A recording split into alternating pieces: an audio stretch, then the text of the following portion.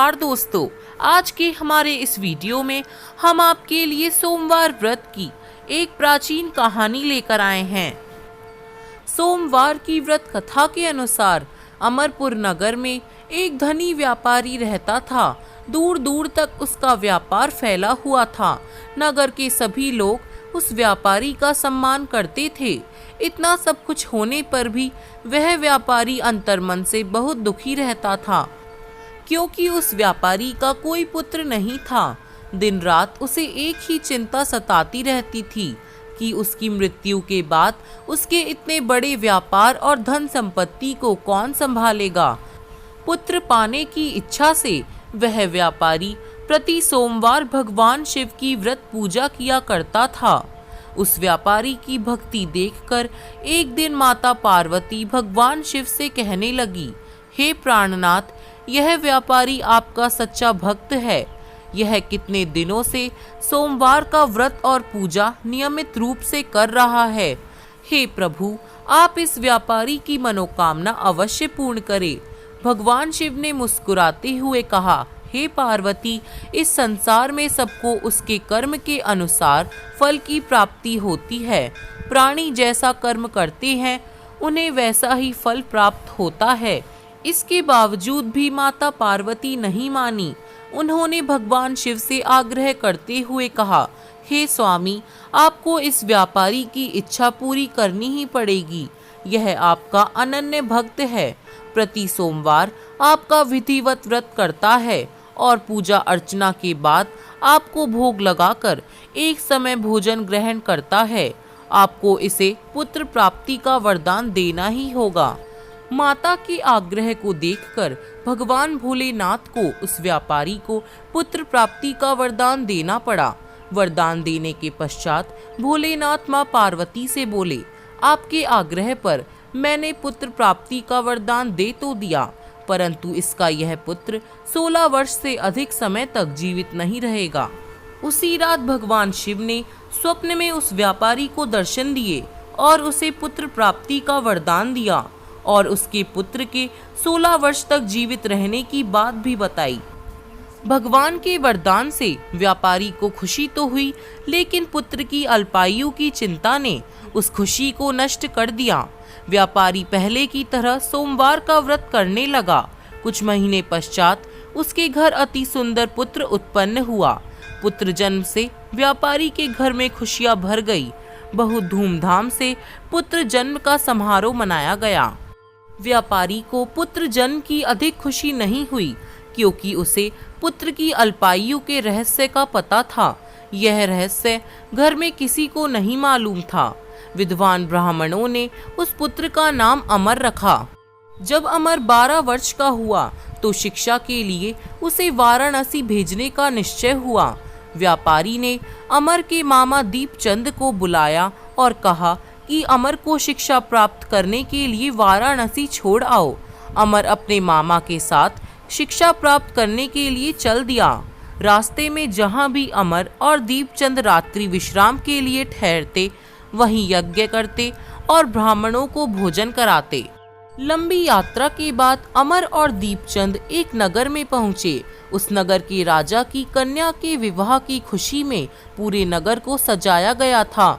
निश्चित समय पर बारात आ गई, लेकिन वर का पिता अपने बेटे के एक आंख से काने होने के कारण बहुत चिंतित था। उसे इस बात का भय सता रहा था कि राजा को इस बात का पता चलने पर कहीं वह विवाह से इनकार ना कर दे, इससे उसकी बदनामी होगी। वर के पिता ने अमर को देखा तो उसके मस्तिष्क में एक विचार आया। उसने सोचा, क्यों ना इस लड़के को दुल्हा बनाकर राजकुमारी से विवाह करा दूं। विवाह के बाद इसको धन देकर विदा कर दूंगा और राजकुमारी को अपने नगर में ले जाऊंगा। वर के पिता ने इसी संबंध में अमर और दीपचंद से बात की। दीपचंद ने धन मिलने के लालच में वर के पिता की बात स्वीकार कर ली। अमर को दूल्हे के वस्त्र पहनाकर राजकुमारी चंद्रिका से विवाह करा दिया। राजा ने बहुत सा धन देकर राजकुमारी को विदा किया।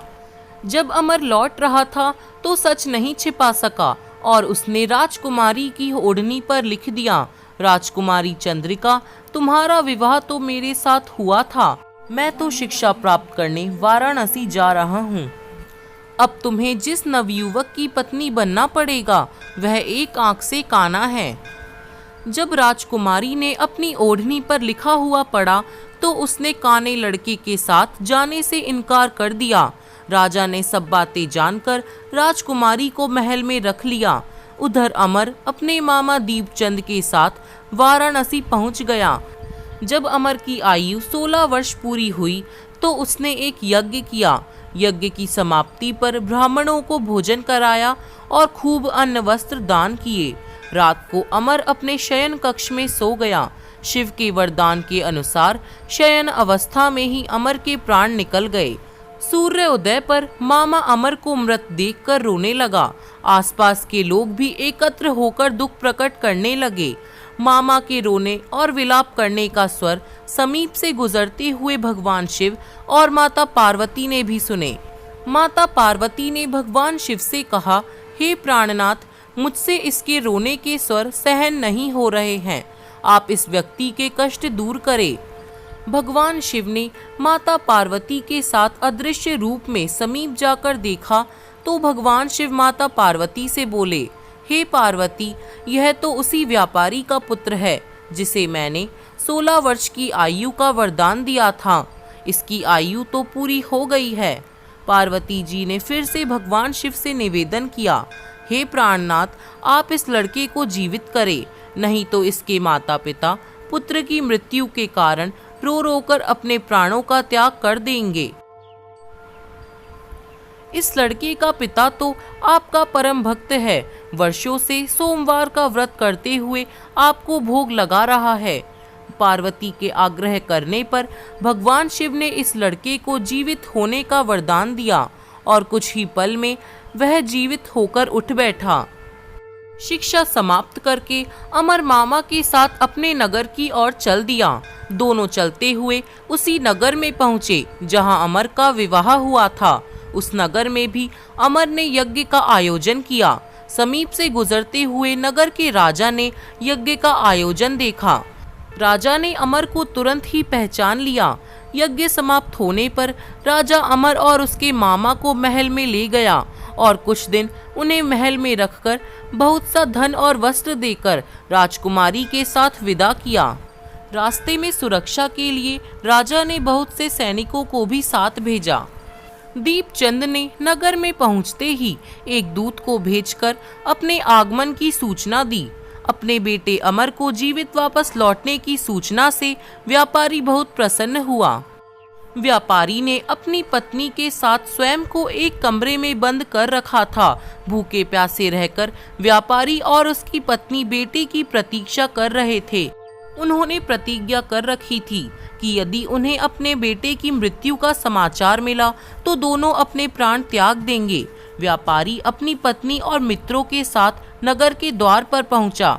अपने बेटे के विवाह का समाचार सुनकर पुत्रवधू राजकुमारी चंद्रिका को देखकर उसकी खुशी का ठिकाना ना रहा। उसी रात भगवान शिव ने व्यापारी को सपने में दर्शन दिए और कहा, मैंने तेरे सोमवार के व्रत करने और व्रत कथा सुनने से प्रसन्न होकर तेरे पुत्र को लंबी आयु प्रदान की है।